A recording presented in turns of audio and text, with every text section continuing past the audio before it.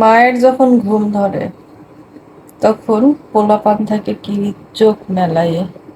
আমার চোখে কিন্তু এখন প্রচুর ঘুম, কিন্তু আমি যখনই চোখটা বন্ধ করতেছি তখনই ওই একটা না একটা কিছু আমাকে জিজ্ঞাসা করতেছে, না হলে এখান থেকে ওখানে যাচ্ছে। আবার পরবর্তীতে মনে হচ্ছে যে আল্লাহ কোথায় গেল। এই হচ্ছে মায়ের মন। একটা সেকেন্ডও বাচ্চার টেনশন মুক্ত থাকা যায় না। আপনারা বিশ্বাস করেন আমার এত পরিমাণ চোখে ঘুম, কিন্তু আমি ঘুমাইতে পারতেছি না।